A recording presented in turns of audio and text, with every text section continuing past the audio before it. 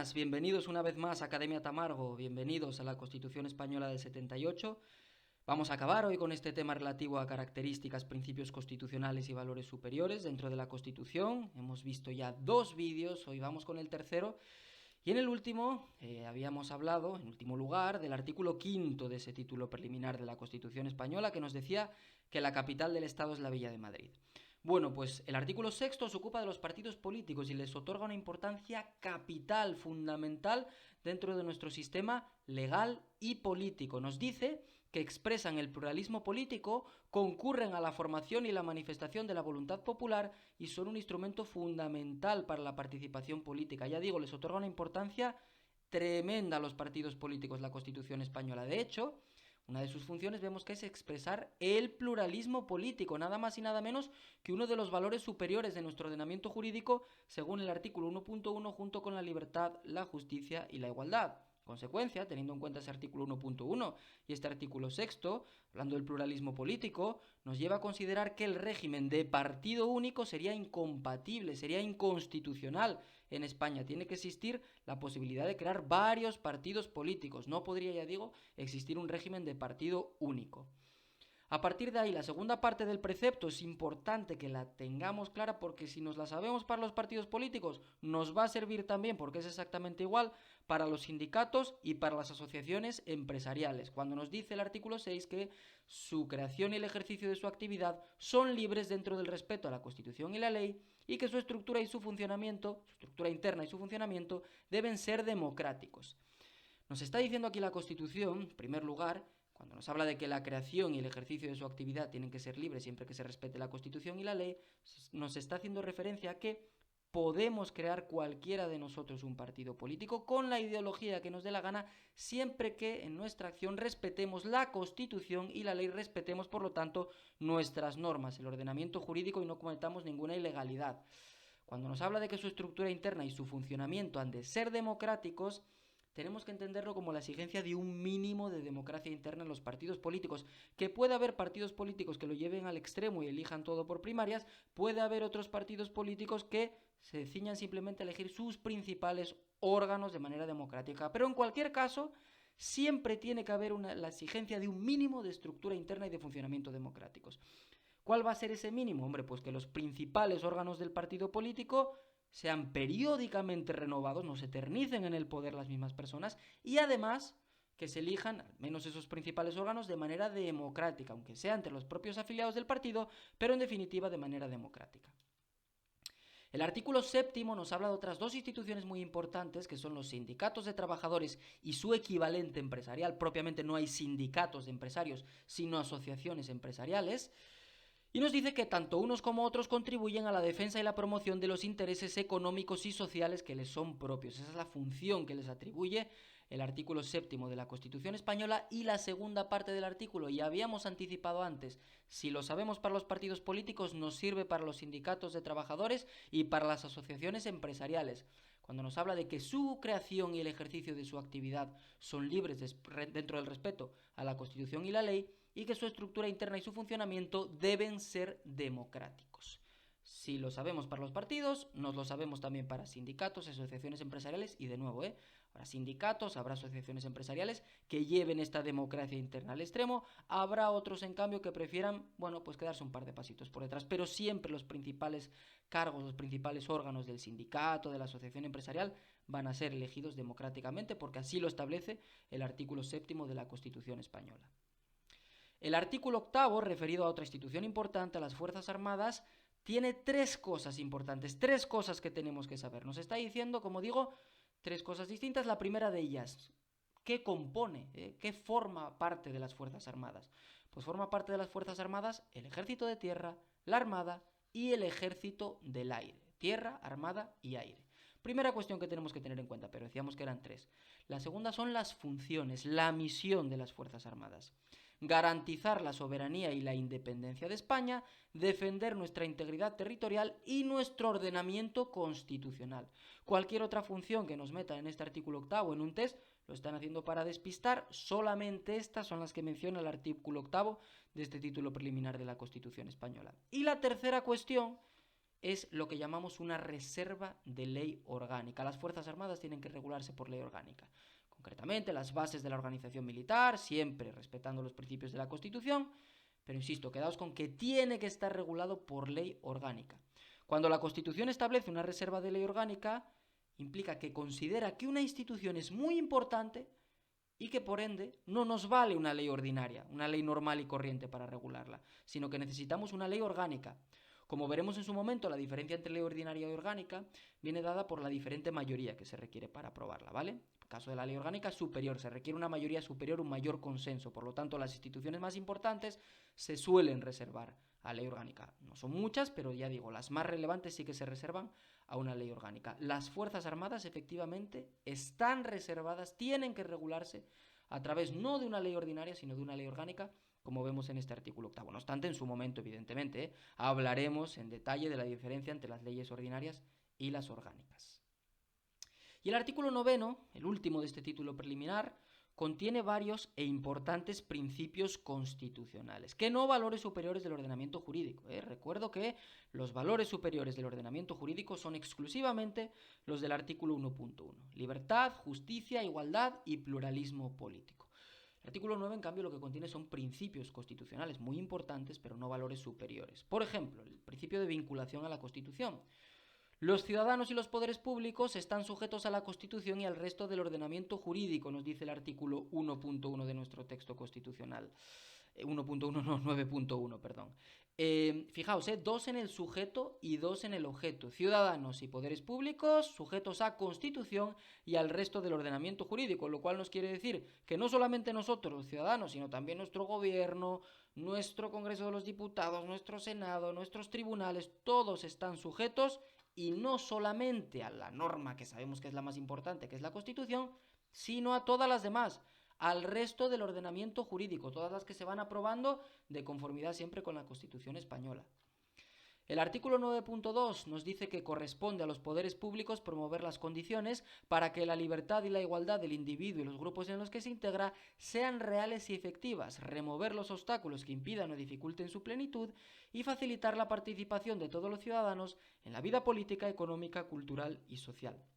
Fijaos, este artículo 9.2 está en la base de lo que luego se denominó hoy en día conocemos como discriminación positiva, también acción positiva, en inglés también a veces se refieren a ella como affirmative action, pero sobre todo seguramente nos suena más el término de discriminación positiva. Y también va muy en la línea de lo que hablábamos en el artículo 1 de la Constitución española de que éramos un Estado social, un Estado que no se limitaba a abstenerse de meter la pata, sino que intervenía, que no tenía miedo de intervenir, de aprobar normas, de establecer medidas que por ejemplo, promoviesen que determinados colectivos pues tuviesen más fácil el acceso a determinados sectores, como puede ser el mercado laboral, por ejemplo, ¿no? Bueno, pues ya digo, este artículo 9.2 está en la base de eso que denominamos discriminación positiva, que quiere decir nada más y nada menos que nuestros poderes públicos no se limitan a no meter la pata y a no vulnerar la libertad y la igualdad del individuo y los grupos en los que se integra, no. Además van a mojarse, van a establecer medidas positivas para remover esos obstáculos que impiden que seamos verdaderamente libres y verdaderamente iguales y para facilitar que todos participemos en las diferentes esferas de la vida política, económica, cultural y social, favoreciendo así que determinados colectivos que tradicionalmente han estado discriminados, sobre todo en determinados sectores, como puede ser, que decíamos antes, ¿no? Mercado laboral, también en la vida política, pues tengan más fácil la inserción en los mismos. Aquí, por ejemplo, pues se puede citar las cuotas de género, ¿no? Hoy en día se dice que tiene que haber un 40% de uno y otro sexo en las listas al Congreso de los Diputados, por poner un ejemplo entre muchos de los que iremos viendo a lo largo del temario. Y el artículo 9.3 contiene una serie, quizás sea la parte más importante dentro de que todo el artículo es relevante, quizás la parte más importante es el 9.3, cuando nos dice que la Constitución garantiza el principio de legalidad, la jerarquía normativa, la publicidad de las normas, la irretroactividad de las disposiciones sancionadoras no favorables o restrictivas de derechos individuales, la seguridad jurídica, la responsabilidad y la interdicción de la arbitrariedad de los poderes públicos. Vamos a ver uno por uno estos principios. En primer lugar, el de legalidad. De legalidad implica que todos estamos sujetos a la ley, a las normas en general. Y no solamente nosotros, los ciudadanos, también lo está la administración, ¿vale? El imperio de la ley es algo básico en un Estado de Derecho. tiene diversas manifestaciones a lo largo de la Constitución española. Podemos citar la del artículo 103, por ejemplo, que nos dice que la administración está sometida plenamente a la ley y al derecho. Ese artículo 103 nos dice que la administración sirve con objetividad a los intereses generales y que efectivamente actúa con sometimiento pleno a la ley y al derecho en general. La administración no actúa al margen de las normas, al contrario, está sujeta a las mismas. Y el artículo 106, que establece que los tribunales van a controlar la legalidad de la actuación administrativa, ¿vale? Va a haber un control judicial de esa actuación administrativa, de que la misma se ajusta a derecho, de que cumple las normas la administración. Y decíamos que no solamente los ciudadanos, también la administración está sujeta al principio de legalidad, ¿vale? Tenemos luego el principio de jerarquía normativa. El principio de jerarquía normativa establece una escala jerárquica entre las normas. Aquí de manera muy sencilla podemos ver que tenemos 3 pisos. De manera muy resumida tendríamos en el tercer piso las normas reglamentarias, las que tienen rango de reglamento, en el segundo piso las que tienen rango de ley, y en el primer piso, por encima de todo, la Constitución española. Ya un poco hablábamos de esto, ¿no?, en el primer vídeo. Pues efectivamente, establece una jerarquía entre normas con diferentes escalones, y las normas que están en cada uno de estos escalones tienen que respetar lo que dispongan las que están por encima. Este principio de jerarquía normativa implica que ninguna norma puede contradecir lo que dispone otra de rango superior. Nunca un reglamento le puede llevar la contraria a una ley, nunca ni un reglamento ni una ley le pueden llevar la contraria a la Constitución española. También significa, evidentemente, que las normas inferiores se tienen que mover dentro del marco que le fijen las que están por encima. Por ejemplo, si una ley regula determinadas actuaciones o procedimientos administrativos y dice, para este trámite va a haber un plazo que será entre 10 y 20 días. Y luego, para desarrollar esa ley, que está en el segundo escalón, un reglamento dice, vale, voy a desarrollar ese trámite, lo voy a fijar pues en 15 días el plazo para llevar a cabo el trámite. Bueno, la ley nos había dicho entre 10 y 20, el reglamento lo fijó en 15, perfecto, está respetando lo que dice la ley. ¿Que el reglamento fija 16 días para realizar el trámite? Perfecto, 17, no nos importa. Ahora, como ponga 9 días o 21, es decir, menos de 10 o más de 20, que era el marco que le fijaba la ley, olvídate, porque ese reglamento está llevándole la contraria a una norma de rango superior, no se está moviendo en el marco que le ha delimitado, ese reglamento va, como veremos en su momento, a ser inaplicado. Ese reglamento no se va a poder aplicar. Por otro lado, tenemos el principio de publicidad de las normas. El principio de publicidad de las normas implica que para que una norma se pueda considerar vigente, para que se nos pueda exigir su cumplimiento, tiene que ser publicada. En el BOE, en el BOPA, en el caso de que estemos en Asturias, esto va a depender ya de la administración en la que estemos. Suponiendo que estemos en la administración del Estado, en el Boletín Oficial del Estado. Esto tiene dos maneras de verlo, el principio de publicidad de las normas. La primera, no se nos puede exigir el cumplimiento de una norma hasta que se publica, perfecto. Esto tiene, digamos, la parte positiva, ¿no? Si no me han dado la posibilidad de conocer una norma, olvídate que no me van a poder exigir su cumplimiento. Si a mí me intentan sancionar por una norma que todavía no ha sido publicada, yo puedo decir, oiga, ¿cómo podía yo conocer esta norma? Me está sancionando por algo que yo no podía conocer. Perfecto. Para que una norma se nos pueda exigir, tiene que publicarse. Ahora tiene la otra vertiente, la vertiente negativa. Una vez que la norma se publica en el BOE, olvídate que ya no puedes decir, no, es que no la conocía.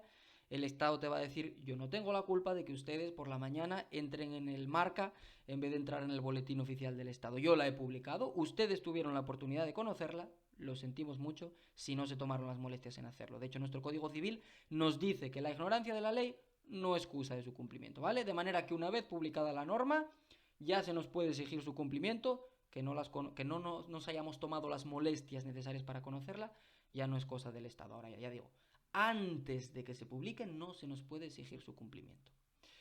¿Manifestaciones en la Constitución? Pues las tenemos, por supuesto, como por ejemplo el artículo 91, que nos dice que una vez aprobados los proyectos, las proposiciones de ley en las Cortes Generales, como veremos en su momento, el rey debe sancionarlos, promulgarlos y, en lo que a nosotros nos interesa, ordenar la inmediata publicación de esas leyes, ¿vale? Tiene que ordenar que se publiquen en el Boletín Oficial del Estado. Ya digo que ese es el momento en el que ya se nos puede exigir su cumplimiento.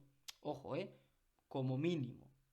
Hay veces que, de hecho lo normal es que se establezca un plazo que se denomina vacatio legis, un periodo que se deja entre la publicidad de la norma y su entrada en vigor.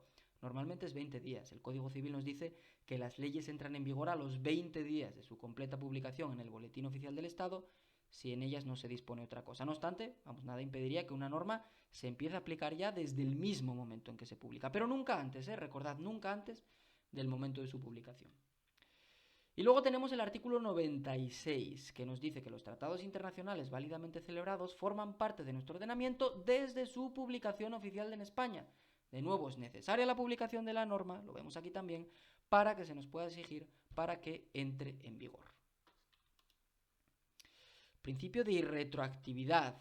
La irretroactividad implica que no se puede aplicar una norma a hechos, a supuestos de hecho, que se produjeron antes de su entrada en vigor. Pero ojo, porque la irretroactividad de la Constitución tiene apellido, es irretroactividad de las disposiciones sancionadoras no favorables o restrictivas de los derechos individuales. En consonancia con ello, tenemos que entender que lo que cabe es la retroactividad favorable, es decir, todo esto que nos suena tan raro de irretroactividad de las disposiciones sancionadoras nos quiere decir una cosa muy clara. Se puede aplicar retroactivamente lo que te beneficia, pero nunca lo que te perjudica. Imaginémonos que yo hoy, que estoy grabando esto en febrero de 2020, pues le pongo los cuernos a mi pareja, no lo voy a hacer, pero imaginémonos que fuese así. Esto moralmente nos puede parecer mejor o peor. Ahora, jurídicamente no es delito, hoy, febrero de 2020, en España. Imaginémonos que dentro de unos meses el gobierno le da por ahí, se vuelve súper moralista, cambia completamente su orientación y aprueba una norma que nos dice que el adulterio a partir de ahora se va a considerar como delito. Bueno, pues a mí no me pueden aplicar retroactivamente esa norma porque va en mi contra.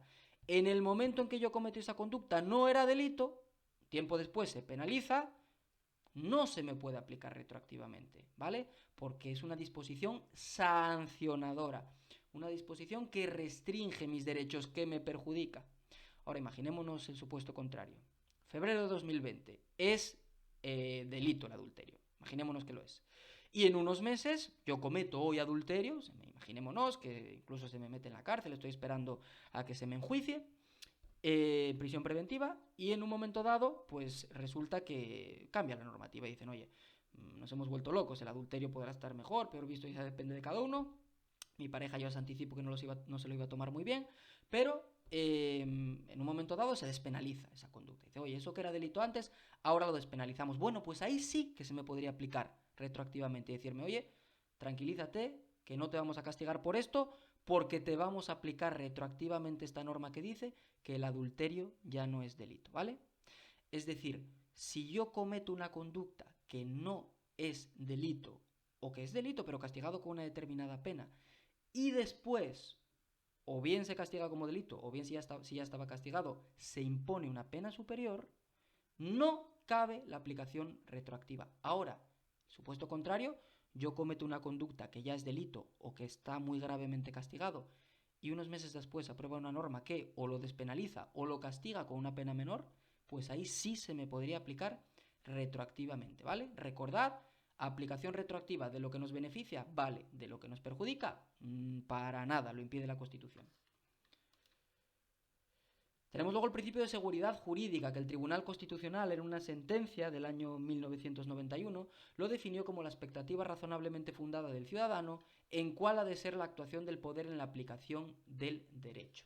Es decir, ¿qué tenemos que saber? En cristiano quiere decir que tenemos que saber a qué atenernos, ¿vale?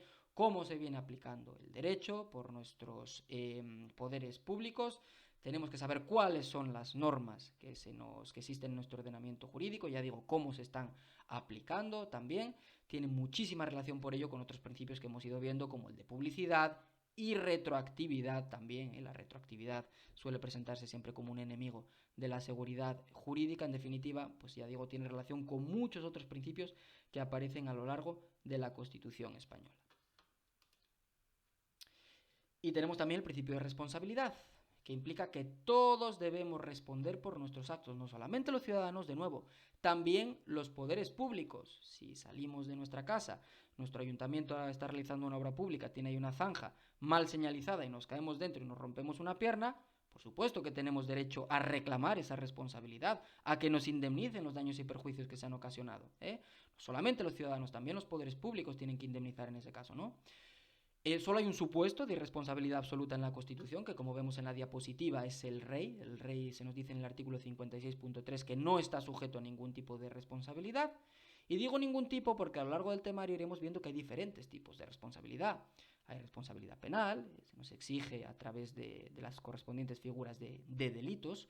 Hay responsabilidad civil, hay responsabilidad disciplinaria, múltiples tipos de responsabilidad que ya digo iremos viendo a lo largo del temario.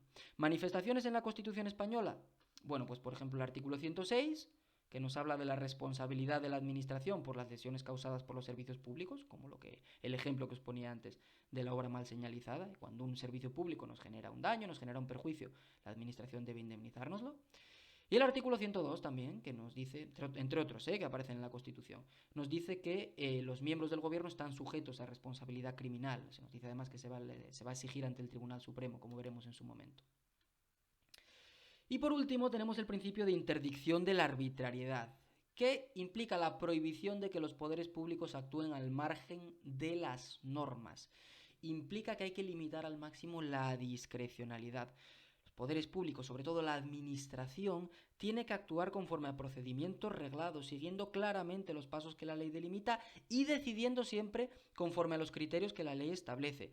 La discrecionalidad, es decir, decidir por razones de oportunidad, según lo que nos parezca más oportuno, para entendernos según lo que nos venga en gana, solamente cabe cuando la ley expresamente lo establece, cuando la ley lo permite. Normalmente la regla general es que se ha de actuar por los poderes públicos, por la administración, conforme a criterios reglados, impidiendo así que la discrecionalidad se convierta en la causa de decisiones que resultan no justificadas, ¿vale? O poco justificables.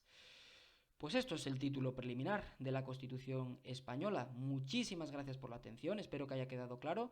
Nos vemos en próximos vídeos. Un saludo.